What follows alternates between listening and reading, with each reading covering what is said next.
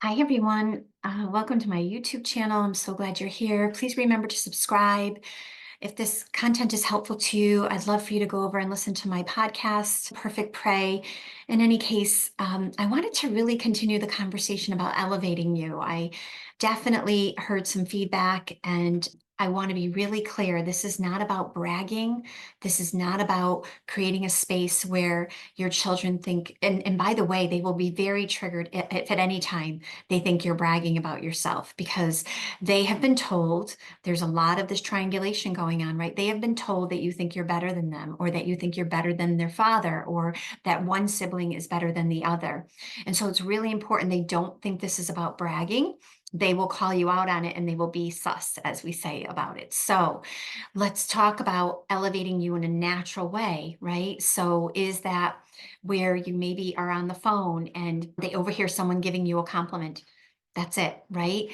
Or maybe you actually are able to fix something that they thought you wouldn't be able to fix. Or, oh, I love this one. So I always tell my moms, get in there and play a video game with your kids, figure out what to play. And maybe in your whole entire world, you never thought you'd be playing this particular video game because you don't even like it and you really don't approve of it. But if the abuser's playing it with them, how can you become a part of that world? That's how you elevate yourself. That's how you create a space where they see you differently. And that's the key of all of this, right? The abuser has created a very significant storyline about you, a narrative about you, and your children are falling in line with that. It's easy to do so. I was on the call earlier today with a mom who's just super, super sweet and kind. And I'm like, that may be a trigger for your child. And that doesn't mean you can't be kind. It just means she has to also see that you have some strength behind that kindness, that you don't have to be kind all the time. When somebody mistreats you, you can stand up for yourself. You don't have to always acquiesce. And so showing our kids that we're someone different than the coercive controller has described us is so important. It's vital. But also, I think it's really important to give them that opportunity to see us in a different light with other people. Other people can see us in a different light. And so maybe they hear that, maybe you're a teacher and they hear that one of your students complimented you, or you come home with a little gift from one of your students. And it's not about creating jealousy. We have to be so cautious. These kids are extremely vulnerable to those feelings, to jealousy. They're very vulnerable to bragging, to, of course, yelling. You have all heard that you yell even when you hardly ever yell, or you might raise your voice. These are all of the things that they're hearing in their narration from that abuser.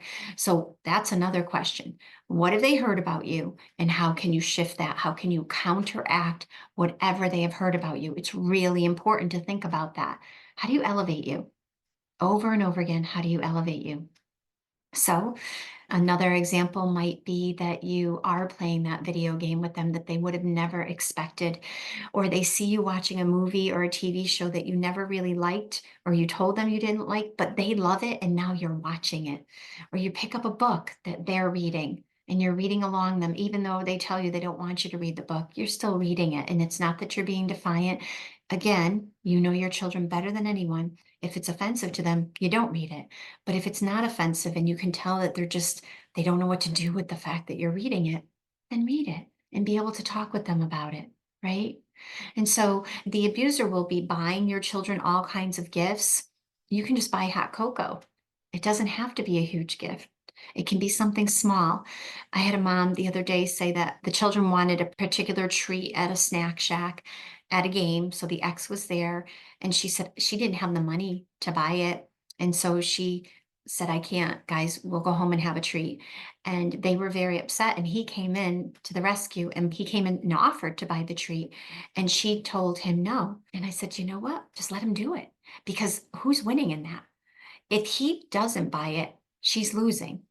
And the kids are angry with her. If he does buy it, he won, but she didn't lose. And so we have to figure out, how do we elevate ourselves in our children's lives? It's a challenging thing. It's a tightrope. Nobody said this is easy. You're doing the hardest work there is. So sending out positive vibes.